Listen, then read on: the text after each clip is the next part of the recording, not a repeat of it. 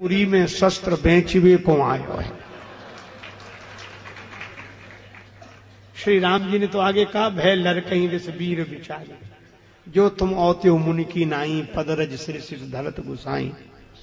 अब जो लक्ष्मण जी ने कहा कि मैंने आपको वीर नहीं समझा, मैंने समझा कोई हथियार बेचने वाला है, नमूने के लिए एक एक लेकर आया कि इतने राजा हैं, ऑर्डर्स बुक होंगे, बाद में माल सप्लाई करेंगे। अब तो परशुराम जी को इतना क्रोध आया, फरसा उठ गया, बस अब तो अब जनी देव दोष मोहि लोगो, कटुवादी बालक बध जोगु, सुन कटु वचन कुठार सुधारा, हाय हाय सब सभा पुकारा।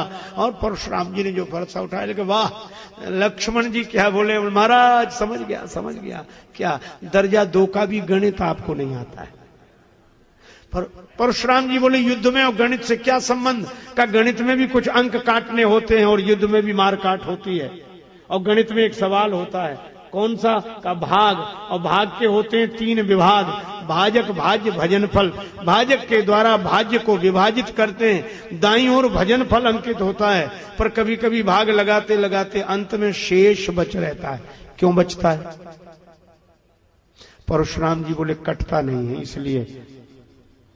शेष क्यों बचता है? परशुराम जी बोले, शेष कटता नहीं है इसलिए। लक्ष्मण जी ने कहा कि परशुराम जी महाराज इतना तो सोचिए, जब गणित का शेष नहीं कटता तो ये पाताल का शेष कैसे कट जाएगा जो फरसा लेकर आप मेरी ओर।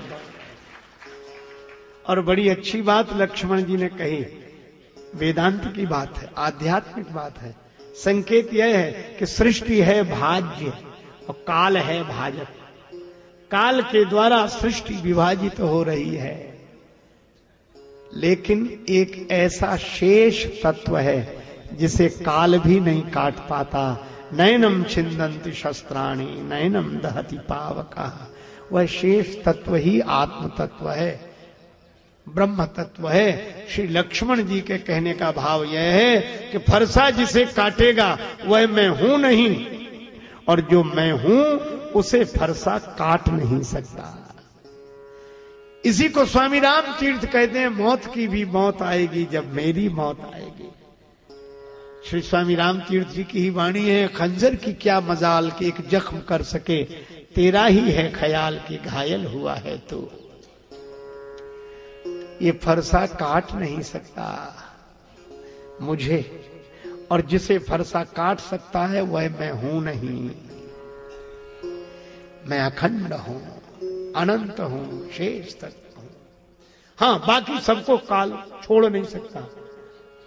एक महापुरुष के अमृतमय वचन का मुझे स्मरण हो रहा। वे कहा करते थे कि मौत शरीर को छोड़ नहीं सकती और स्वरूप को छू नहीं सकती, इसीलिए निश्चिंतता, निर्द्वंदता। लक्ष्मण जी बोले, मुझे फरसा नहीं काट सकता। अब हम अमर भय न मरेंगे। लक्ष्मण जी के इस वचन पर राम जी को हंसी आई। राम जी को मुस्कुराते देखा तो परशुराम जी राम जी को फरसा दिखाने लगे। लक्ष्मण जी बोले, हिंदी भी नहीं आती क्या?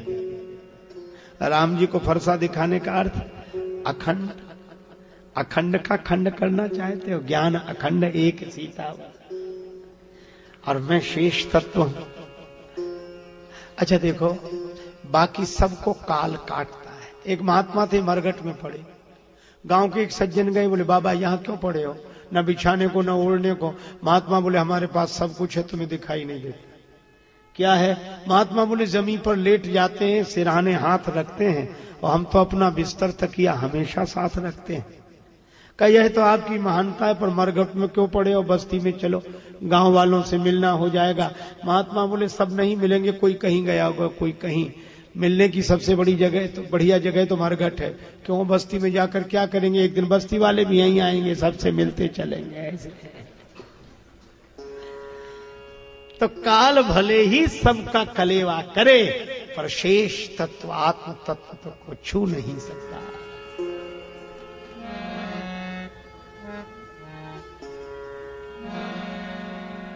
अब तो बड़ा क्रोध आ रहा था।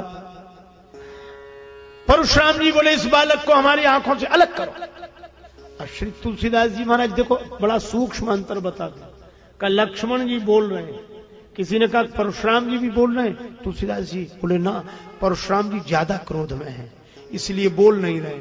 फिर का बोलत लखनई, लक्ष्मण जी बोल रहे हैं और परशुराम जी भृगुपति बकही को उठाए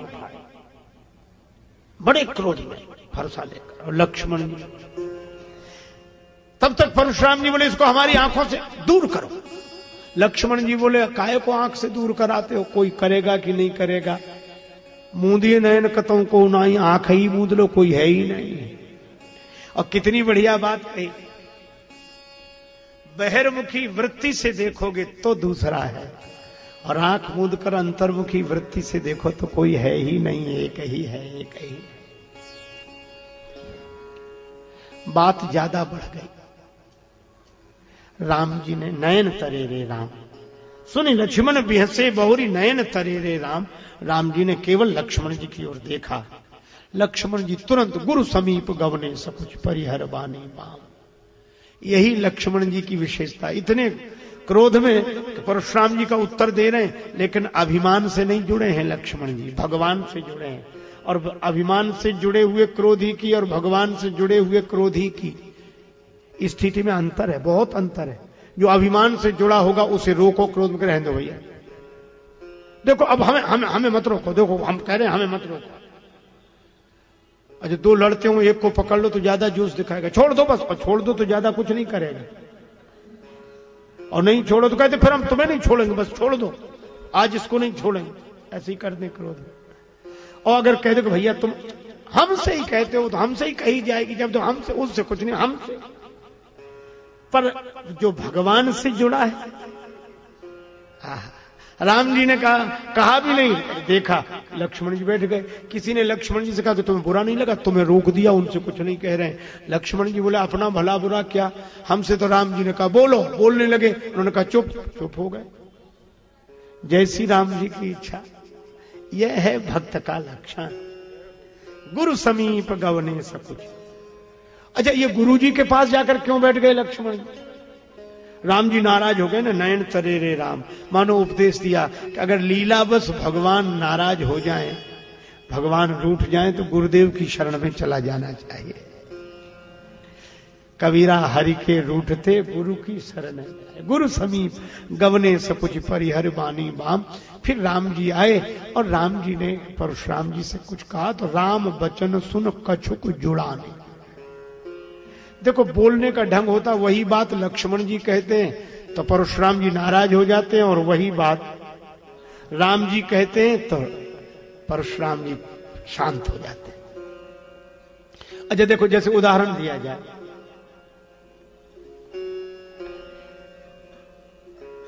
धनुष है छूने से टूट गया, धनुष छूने से टूट गया, यही बात राम जी ने कही, यही लक्ष्मण जी ने कही, शैली अलग अलग है।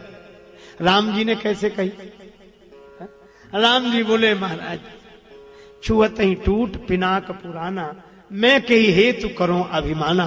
हे प्रभु धनुष को मैंने तो छुआ, मेरे छूते ही टूट गया, तो मैं क्यों अभिमान करूं कि मैंने धनुष तोड़ा। परशुराम जी को लगा कि विनम्रता है, ठीक कह रहे हैं। और यही बात लक्ष्मण जी बोले तो जरा बोलने का ढंग दे दो। देखो लक्ष्मण जी क्या बोले, छुअत टूट रघुपति न दोषु, मुनि बिनु काज करिए कत रोसु।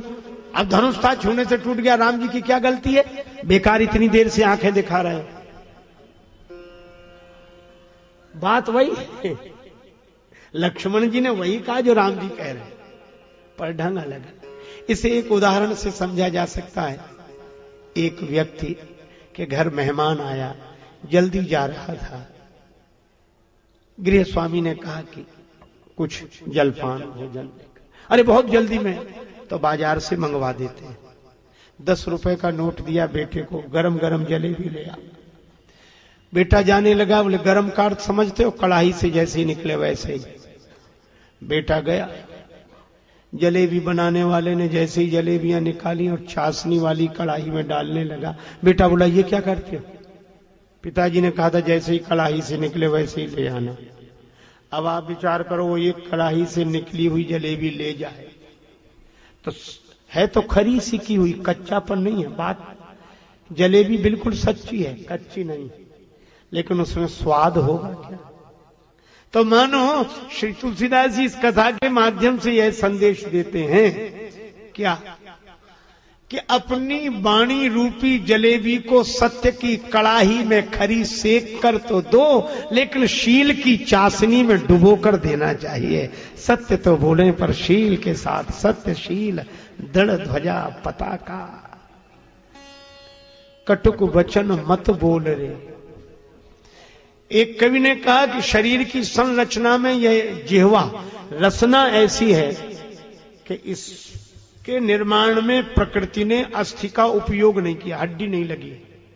तो उस कवि ने कहा कि कुदरत को ना पसंद है सख्ती बयान में, कुदरत को ना पसंद है सख्ती बयान में, और इसीलिए तो दी नहीं हड्डी जवान में। तो राम जी का पक्ष यह है कि सच्ची बात बोलो पर शील के साथ बोलो। पर लक्ष्मण जी का कहना यह है कि कुछ लोग होते ही ऐसे हैं कि उन्हें एक ही कड़ाही की निकली जलेबी चाहिए, वो वैसे समझते ही नहीं है।